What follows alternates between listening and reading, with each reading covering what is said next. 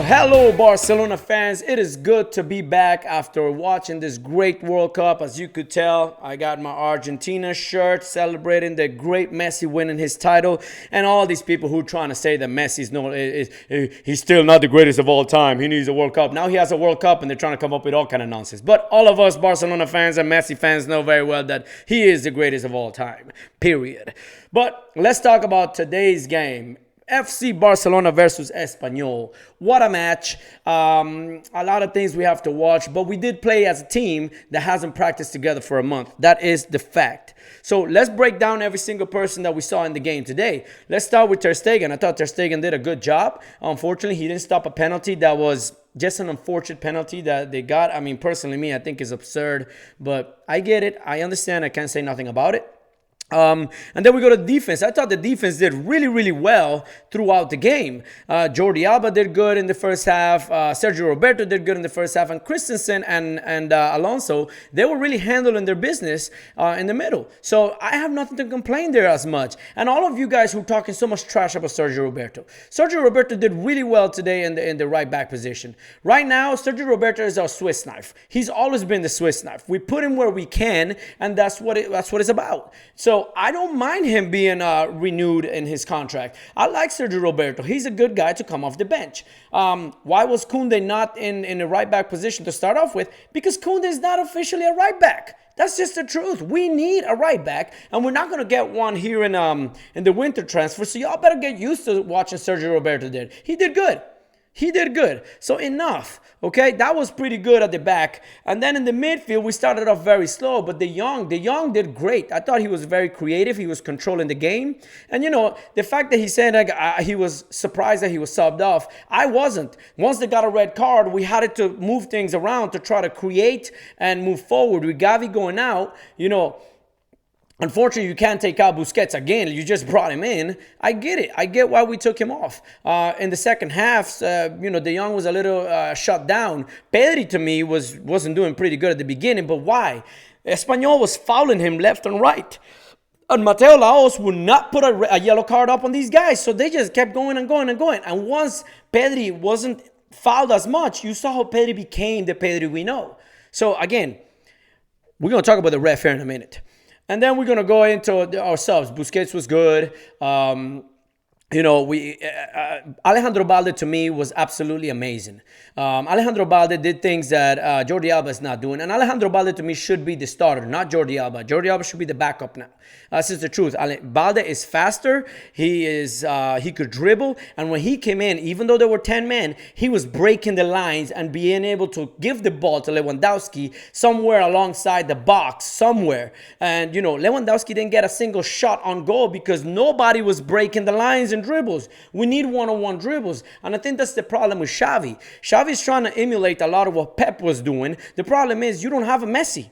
You don't have an Henry. You don't have an Eto'o. You don't have a David Villa. You don't have all these guys that are breaking lines constantly. What do you have? You have Dembele, who loses the ball more than he dribbles past people. That's just a fact. I've been saying this for a long time, and it got proven at the World Cup when he got traded out, subbed off in halftime at the final. Okay, Rafinha did good, but it's the same situation. He's dribbling, but where is the ball getting to at the end? Okay, Ansu Fati is forcing himself too much to try to be good or try to get back to where he was. He needs to honestly not start the match and really, really slow himself into going into the match. Maybe 10 minutes here, 15 minutes there, and it'll be okay. Ferran Torres, he did what he could, but again, no creation. So there's no creation for our strikers, and that's a big problem with us. We need our wingers and our left back and right back to create for our striker. Our striker has to be able to get the ball somewhere inside. There is no way that our striker cannot shoot one ball in an entire game. He should be able to at least get one shot. And I'm not talking headers, I'm talking a shot. And he got one? I think he got one only in the whole match. That's crazy. He should at least get like 5 or something of that sort. It's insane. So let's talk about a few things here real quick. First of all, Mateu Lahoz has proven that he is a trigger-happy ref who's willing to take out that yellow and that red whenever he can. Now, one of the comments that really bothered me was when somebody said we need to trade and sell Ansu Fati immediately while he's young. I find that very absurd and idiotic, because if you are going to complain that Ansu Fati played bad one game or the few games since back from injury, then we should have traded Dembele months, if not years ago. Dembele has proven to be the most inconsistent, consistent person ever. Whenever he plays good, then he goes 4 games without playing good, then he plays good again, and everybody praising, oh, Dembele this, Dembele that. Dembele loses the ball more than anybody I've seen in the field. Yes, he can run. Yes, he'll create every now and then. So what? You're trying to say that the youngster Ansu Fati, who we all praised when he was in shape, can't do the same?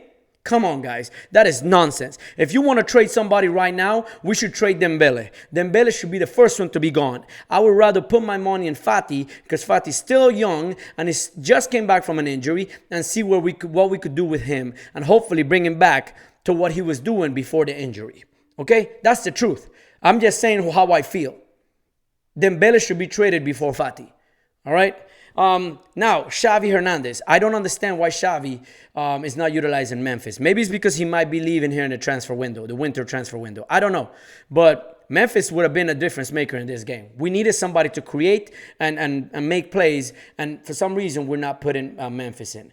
Xavi needs to honestly look at himself and play his game and stop emulating too much of what he used to play back in the days of Pep. That's the way I feel. Anyways, listen, guys, it's not the end of the world. It is the first match of the coming back from the World Cup, and we will be there fighting for at the end. We will be doing what we have to do. I think the young we need to keep, but it's a very disappointing game for the end of 2022. All right?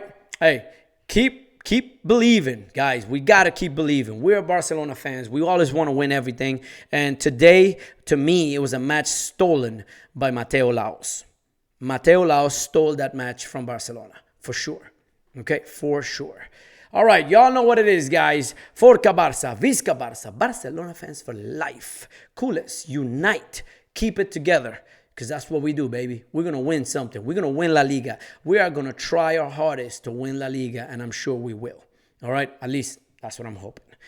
Coach Jrod out, baby. Boom.